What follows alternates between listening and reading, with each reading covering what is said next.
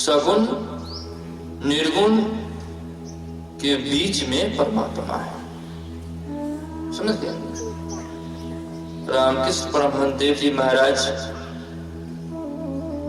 ने कहने की कृपा की, हम लोगों का जो ध्येय वस्तु है परमात्मा है, मन से परमात्मा को प्राप्त करना चाहते हैं।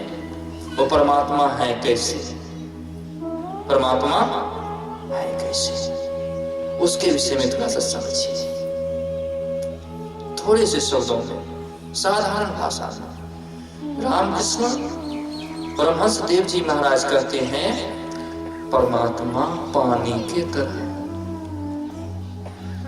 बेसी ठंडी हो गया पानी बर्फ बन गया, बेसी गर्म हो गया पानी भाप बन गया, लेकिन जैसे ठंडाएगा पनीय बनेगा, जैसे गर्माएगा पनीय बनेगा, और कुछ बनेगा क्या?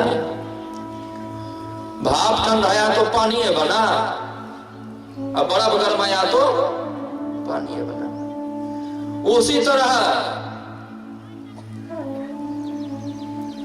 जीव हित आप ही आवे, कब आते हैं? जब हम जीव जो है यहाँ फंस जाते हैं, हमारी सूरत हमारा ख्याल संसार में उलझ जाता है। परमात्मा सोचते हैं बेटा को भेजे थे विदेश कमाने के लिए, विदेश आया है वही उलझ गया, हाय राम, यहाँ के कन्या को छोड़ दिया, वहीं अपना कन्या कर लिया। एगो का बेटा गया था पंजाब कमाने के लिए, अब पंजाब से आने लग गया। उस समय शीशा का बेसी प्रचलन, से 25-30 प्रचलन था, उतना ऐना का था लेकिन बहुत कम था, 50 वर्ष पहले। लेकिन उस समय भी आदमी जाते थे पंजाब कमाने के लिए। एगो अपने बेटा का शादी ब्याह करा दिया, और शादी ब्याह कराने के बाद पंजाब भेज दिया कमाने के लिए। बेटा 2 साल तक पंजाब से घरे नहीं आया, नहीं आया ना। जब जब वहां से आने लग गया, बड़का एगो आईना खरीद लिया, बड़का एगो आईना खरीद लिया। वो आईना का पता नहीं तो माय का था, माय को था आईना, कभी नहीं तो उसकी माय देखी थी आईना, नहीं तो कभी उनकी धर्म पत्नी भी देखी थी। कैसा आईना होता है, हाँ नहीं देखी थी।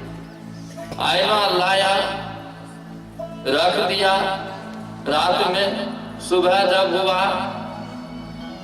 तो आईना को सजाने के सजा चला, सामने में रख दिया, पेपर खोल दिया, और संजोग से वो सोया, खोल करके सजा वजा करके सो गया। तब तक उनकी पत्नी भोजन पानी बनाती थी, और जैसे उनकी पत्नी आईना के पास आई ना, दूसरा अपना चेहरा देखे, बस गाली देना शुरू कर दी, इसीलिए तो तुम 2 साल तक वहां रहा। तुमको इतना भी डर नहीं कि हम यहाँ थे, दूसरा पत्नी लेके आ गया, दौड़ के गई सास को कहने के लिए, थोड़ा बेटा है ना किया है, तो सासो दौड़ के आ गई, और चुपचाप जो सोया हुआ का हो इसे बोलता है, नहीं जानका ये बोलता है। उसकी माँ भी सामने आ गई, रे बेटा सही में ऐसा काम किया है, तो माँ भी अपने रूप को देखी तब घबरा गई। उसका बेटा कहता है अगर हम जो है अपने दूसरी पत्नी को लाए हैं, तो जो दोसर माय दिख रहा है, आज तक कहाँ थी, ये आज तक कहाँ थी? तब वो कहता है नहीं, ये तो यही ना है, हमारे रूप तो उसमें दिखता है, मन ही सन्मुख नूर है, नहीं हमारा ही रूप दिख रहा है, किसी दूसरे का नहीं दिख रहा है। हम उसको जान जाए, बस प्रयत्न पूर्वक हम उसको जान जाए। उसी तरह से परमात्मा का ही एक रूप सगुण है, एक निर्गुण है। परमात्मा सगुण निर्गुण से परे है। देश काल परिस्थिति के हिसाब से परमात्मा अपने रूप और स्वरूप को धारण करने में सर्वसामर्थ्यवान है। देश काल और परिस्थिति, जिनके मन में जैसी भावना आती है तद उस रूप में परिणत होकर के परमात्मा दर्शन देते हैं। फंसी श्रुति आई यम फांसी, आयन सुधि आप ही नासी, नहीं, भई भव सोग के वासी कठिन जहाते उधारा है। जब हम भव शोक के वासी रोग शोक से उलझ जाते हैं, दैहिक दैविक भौतिक ताप से उलझ जाते हैं, तो वहां से उद्धार करने के लिए वही परमपिता परमात्मा नर रूप में परमात्मा आ गए। किसके क्या कहला करके? गुरु कहला करके। नर रूप हरि गुरु कहला करके आ गए। तो क्या करो? तो सरगुण की सेवा करो, निर्गुण का करो ज्ञान। सरगुण निर्गुण के परय ता हमारा ध्यान। अवहेलना किसी की मत करो, अवहेलना किसी की मत करो, सगुण की सेवा करो। सगुण की सेवा करोगे तो गंगा के समान पवित्र हो जाओ। राम भगति जह सुर शरीर धारा। गंगा स्वयं पवित्र है, दूसरे को भी पवित्र करने में सर्व सामर्थ्यवान है।